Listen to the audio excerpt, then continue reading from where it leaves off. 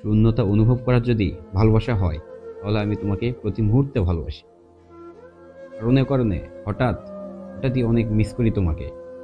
তার মানে এমন নয় যে আমার কোনো কিছুরই অভাব পড়ছে, কিন্তু এই অকারণ শূন্যতা হয়তো থেকেই যাবে শেষমেশ।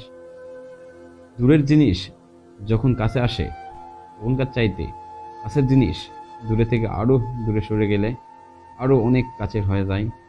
আসলে আমাদের মধ্যে তার সম্পর্ক আছে হয়তো কিছু। আমার যে সবকিছুরই মাঝেই কেমন যেন শূন্য মনে হয় আমার সবচেয়ে যে আপন সেই সবচেয়ে দূরে। ভালো থেকো, যেখানে যেভাবেই থাকো। মন ঘোরাতে, ভুলে থাকতে মানুষ অনেক কিছুই তো করে। আমি তোমার বিরক্তির কারণ চাইনি, চাইও না কখনো। একটা সময় তোমার মতো করে তোমাকে ভালো রাখতে পারতাম না, কিন্তু এখন সেটা বুঝতে পারি বলেই নিজেকে অন্য কোথাও আটকে রাখতে চেষ্টা করি। সবটুকু যে পারি না, এটা বুঝতে হয়তো পারছো। ইমোশনালি অন্য কাউকেই ভাবি না, নেই না।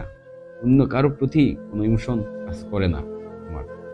শুধু বাঁচতে যতটা দরকার ততটাই ব্যবহার করি। কোনো কিছুরই প্রতি আর মোহ কিংবা অ্যাটাচমেন্ট নেই আমার। একটা কথা বলি, কারো সাথে মিশলেই কি আর তার হয়ে যাওয়া যায়? এত সহজ হলে তো কত মানুষ হাত ছেড়ে বেঁচে যেত।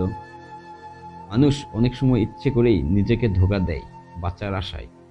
এভাবে সে নিজের কাছ থেকেই পালাতে চেষ্টা করে, নিজেই নিজের পরীক্ষা নেয়, আর সেসব পরীক্ষায় অকৃতকার্য হয়। আমি বুঝতে পারি আমি তোমার জীবনে কখনোই স্পেস পাবো না, তাই নিজেকে ভুলিয়ে রাখার সব সম্ভাব্য সুযোগই ব্যবহার করি। তুমি তো দেখি তুমি ভালোই থাকো, আমি যে নেই তোমার আশেপাশে, সেটা এতদিনে কখনো তোমার অনুভব হয়নি হয়তো। এগুলো একটাও কিন্তু অভিযোগ নয়। তোমার কাছে সব কথা বলার অভ্যাসটা ছাড়তে পারিনি, তাই একদিন হয়তো এই বদ অভ্যাসটা থেকেও সরে যেতে